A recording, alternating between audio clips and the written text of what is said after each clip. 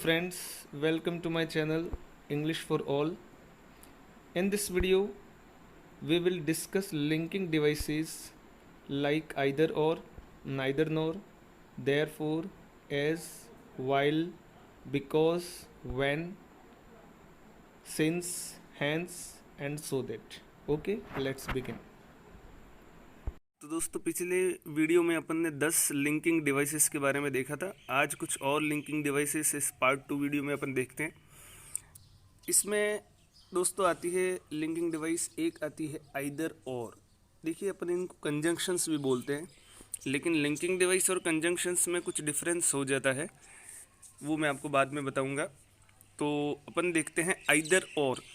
इसको आइदर भी बोलते हैं और इसको ईदर भी बोलते हैं, ठीक है ना। ब्रिटिश इंग्लिश में इसका अलग प्रोनाउंसिएशन है, अमेरिकन इंग्लिश में इसका अलग प्रोनाउंसिएशन है।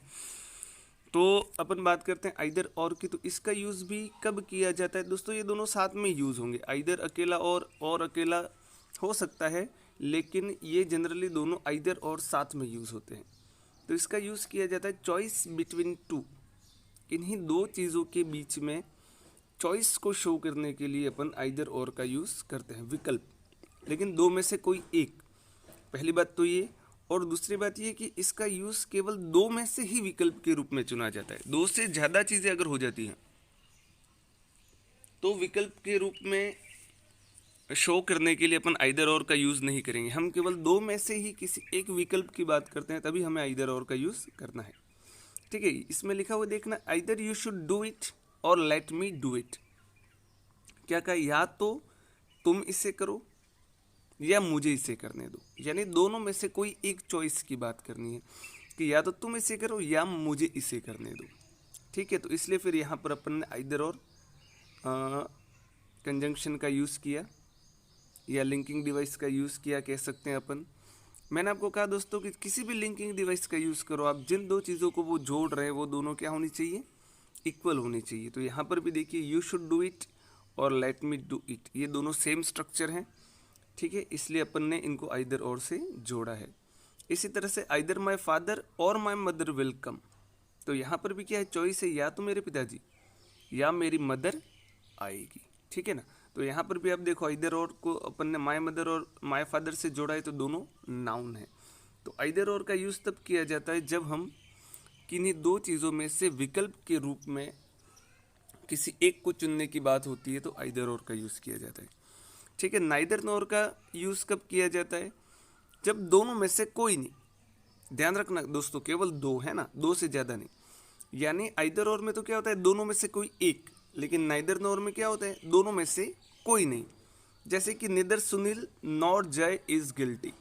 ना तो सुनील गिल्टी है ना जय गिल्टी है। अगर हम आइदर का यूज़ अगर यहाँ पर करते हैं तो कैसे होता? आइदर सुनील और जय इज गिल्टी। इसका मतलब या तो सुनील या जय, दोनों में से कोई एक ना एक तो गिल्टी जरूर है। नाइदर नॉर में क्या आता है? दोनों में से कोई गिल्टी नहीं है। नेदर सुनील नॉर जय इज गिल्टी, ना तो सुनील गिल्टी है ना ही जय गिल्टी है, ठीक है। इसी तरह से लेकिन नाइदर नॉर का यूज़ किया, देखो दोनों नाउन है यहाँ पर, ठीक है ना, दोनों नाउन को जोड़ा इन्होंने, इसने यहाँ पे। इसी तरह से I can nether play nor dance. ना तो मैं खेल सकता हूँ ना मैं डांस कर सकता हूँ। It means I can not do any activity of the two. मैं इन दोनों में से कोई भी एक्टिविटी नहीं कर सकता, ठीक है। तो इसलिए अपन ने नाइदर नॉर का यूज़ किया।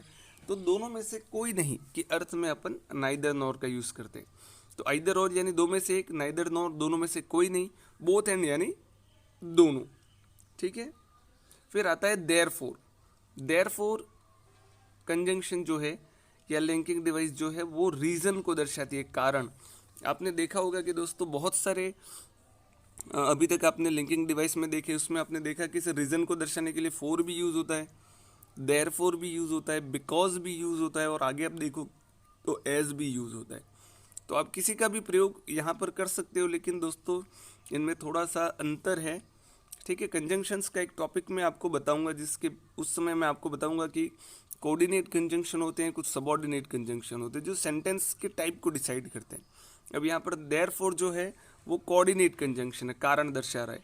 नीचे एज जो है वो भी कारण दर्शा रहा है, लेकिन वो सबऑर्डिनेट कंजंक्शन है, ठीक है।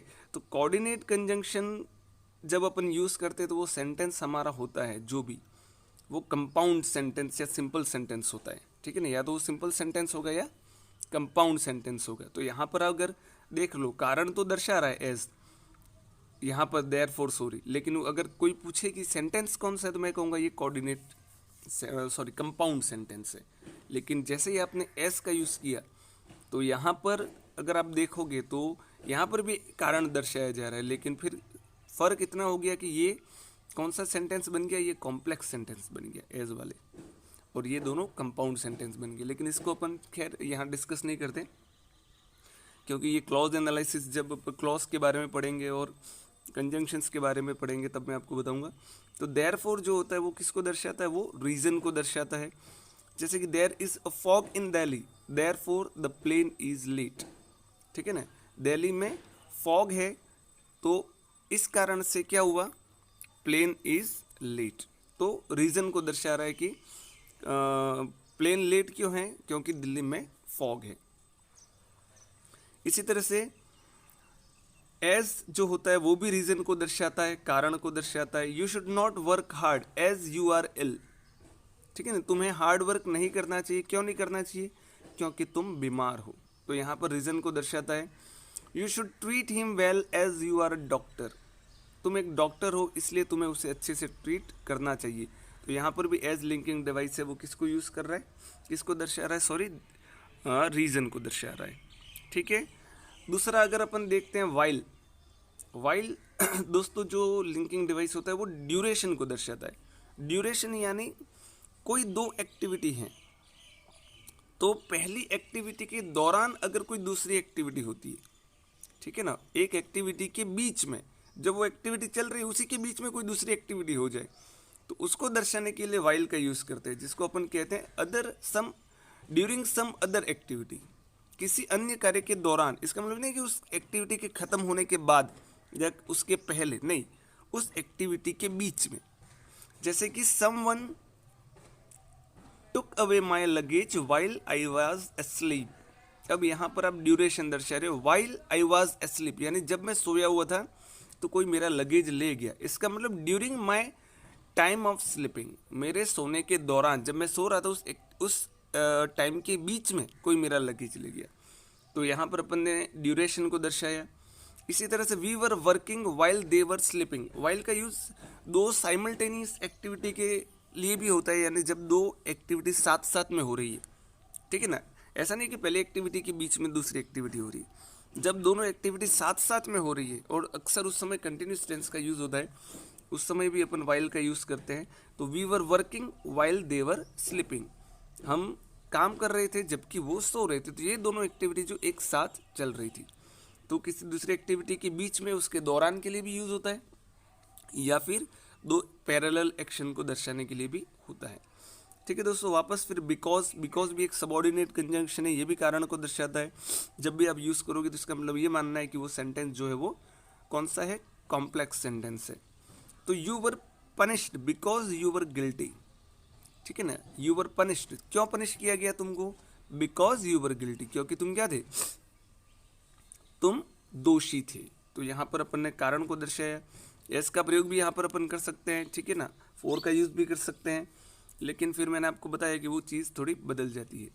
He took a taxi because it was late, उसने टैक्सी ली, क्यों ली, क्योंकि लेट हो गए थे। तो यहाँ पर भी आपने किसका यूज़ किया, बिकॉज,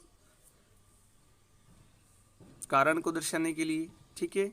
फिर आता है व्हेन, अपना व्हेन जो होता है वो टाइम को दर्शाता है, ठीक है ना, व्हेन किसको दर्शाता है, टाइम को दर्शाता है। He came when I was taking lunch, वह आया, कब आया, जब मैं लंच ले रहा था। तो व्हेन ने किसको दर्शाया, टाइम को दर्शाया। ये भी एक सबऑर्डिनेट कंजंक्शन है, ठीक है, एडवर्ब क्लॉज ऑफ टाइम यहाँ पर शो होता है इसके द्वारा। लेकिन लिंकिंग डिवाइसेस की अगर अपन बात करें तो ये कौन सा हो गया, व्हेन हुआ जो टाइम को दर्शा रहा है। इसी तरह से the postman came when I was at work, postman आया, कब आया, जब मैं काम कर रहा था। तो यहाँ पर भी ये टाइम को दर्शा रही है। इस व्हेन भी एक लिंकिंग डिवाइस हुई जो किसको दर्शा रही है, जो टाइम को दर्शा रही है, ठीक है। आगे बढ़ते हैं अपन सिंस। सिंस दोस्तों जो होता है वो दो चीज़ें दर्शाता है, वो कारण भी दर्शाता है और टाइम भी दर्शाता है, ठीक है ना। क्या दर्शाता है, कारण भी दर्शाता है और टाइम भी दर्शाता है। तो सिंस यहाँ पर आप देखना, since you are doctor you should treat him well, क्योंकि तुम एक डॉक्टर हो। Since you are a doctor you should treat him well, क्योंकि तुम एक डॉक्टर हो तुम्हें उसे अच्छे से ट्रीट, उसके साथ अच्छा बर्ताव करना चाहिए। तो यहाँ पर ये किसको दर्शाता है? रीजन को दर्शा रहा है। He has not been well since he has return from Delhi. अब यहाँ पर क्या हुआ? ये टाइम को दर्शा रहा है कि जब से वह दिल्ली से आया है उसकी तबीयत ठीक नहीं है। तो कब से उसकी तबीयत ठीक नहीं है? जब से वह दिल्ली से आया है, तो उस समय से उसकी तबीयत ठीक नहीं है। तो यहाँ पर जो सिंस है वो क्या दर्शा रहा है? टाइम को दर्शा रहा है। ठीक है। हैंस ये पुराना लिंकिंग डिवाइस है दोस्तों, अब ज़्यादा बहुत यूज़ होता नहीं है। ठीक है, लेकिन फिर भी अपन इसके बारे में थोड़ा पढ़ लेते हैं। हैंस भी होता है, वो भी रीज़न को दर्शाता है। They worked hard hence they succeeded, उन्होंने हार्ड वर्क किया, तो हार्ड वर्क का परिणाम की बात करें तो भी कह सकते हैं अपन।